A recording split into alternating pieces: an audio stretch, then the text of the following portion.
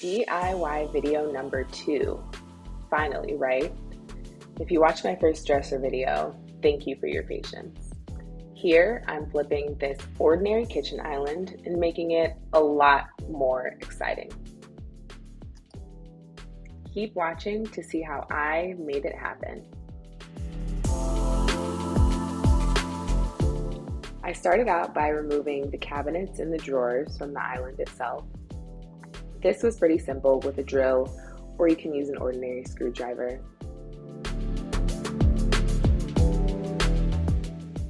My stripping agent of preference is citrus strip. Again, if you watch the dresser video, that is what I use to strip that bad boy as well.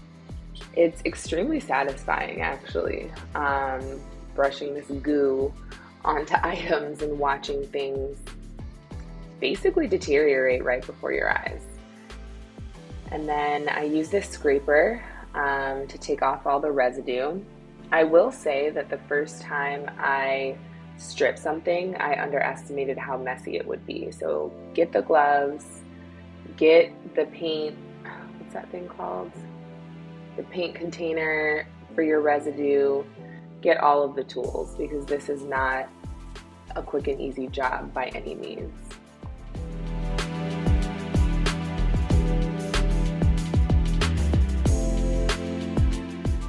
I do not recommend cleaning off your wood DIY projects in this way. I am incredibly lazy, so sometimes I take shortcuts, but this could definitely lead to the wood warping and really just, demolishing the whole piece. So here I am sanding the top of it. So I was going to lighten the butcher block. So I'm sanding off some of that old wood with a really coarse sandpaper, and then I smoothed it over with a bit more of a fine sandpaper.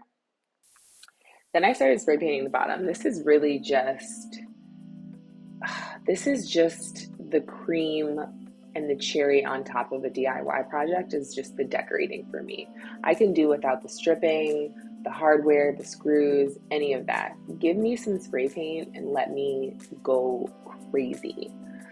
So I flipped it onto its head because for the top, I don't want any of that spray paint on there. I want to keep the top clean since I'll be cooking on it, and because I want to stain it a lighter wood color. So I don't want any of that spray paint residue on it. Otherwise, I'm gonna have to start over and clean it up again. I ordered these table legs, is what they were called, on Amazon to replace the wheels that the island came on. I just had no desire for it wheeling around. I needed it to be stationary. I need to be able to chop my avocado and know that the island is not going anywhere. So I took off the wheels, I covered up those holes, and then I went to cover the cabinet pieces, the drawers, and the island itself in a matte spray paint because I didn't want it to be satin or sheer. These table legs came in 3 parts, obviously the base, the screw. Well, I guess that's just 2 parts.